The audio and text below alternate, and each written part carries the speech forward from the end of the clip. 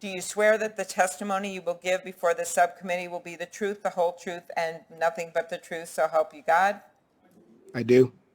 Thank you. You will be seated, and we will begin with you, Mr. Andeer, for a 5-minute testimony. Thank you very much, and thank you for appearing remotely.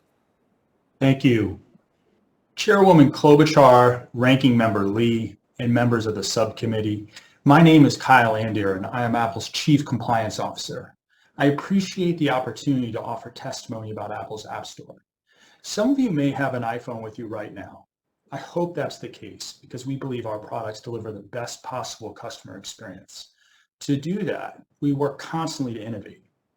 The App Store is one of our most important innovations.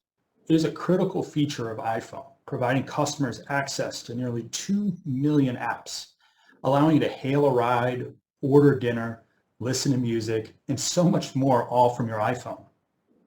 Amazing as that is for our customers, I think the App Store's real success is the opportunity it's created for software developers to build and distribute all those apps in the first place.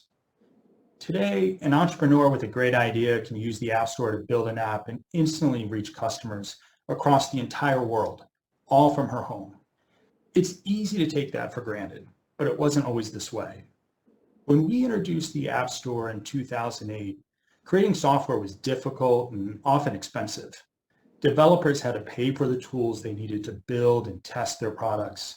Then they had to distribute it, either over the internet, which had trust and security issues, or through physical disks, which required costly shelf space in brick and mortar stores. It's little wonder that options were fairly limited and expensive back then.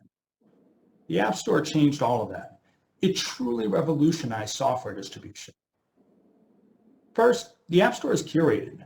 iPhone is not just a phone. It contains some of your most sensitive information, photos of your kids, financial and health information, and the controls to your home security system. And because of that, bad actors from around the world try to infiltrate devices using malware. That's like a Trojan horse that tries to get into your phone and wreak havoc. We won't tolerate that. We review every app in the App Store to make sure it meets standards for privacy, safety, security, and performance. And each week we review about 100,000 submissions, and we reject about 40% of them because they don't meet those standards. And we know that our approach works. Study after study shows that the iPhone has fewer malware infections than any other device in the marketplace. Second, we've invested significantly to provide developers the tools they need to build apps. That includes over 250,000 application programming interfaces that help unlock the magic of the iPhone. And because of that, a developer can build apps that let you deposit a check by taking a picture of it, play a game or listen to music with iPhone's audio and video technologies, or get directions using GPS. Apple built those and so many other capabilities into iPhone, and now developers can leverage them for their apps. So the App Store isn't just a store. It's like a studio stocked with canvases, brushes, and paint, the tools that artists need to create their works. And it's a gallery where they can display and sell their creations. And that is how the App Store empowers everyone to build apps, from elementary school kids to small businesses, not just the big guys.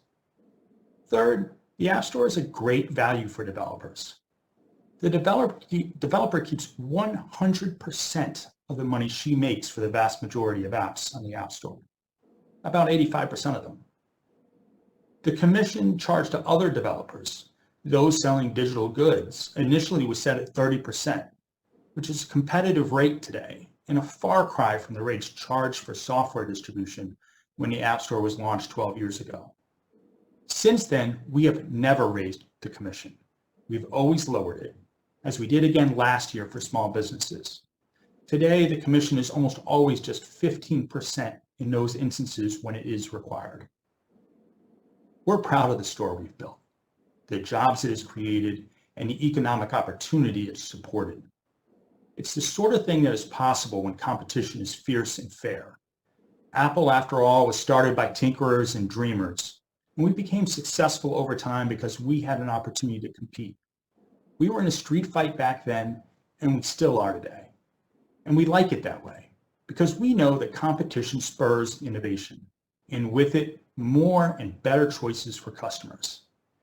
Thank you for the opportunity to participate today, and I'm happy to answer any questions you might have. Thank you very much, Mr. Andeer. Next, Mr. White with Google.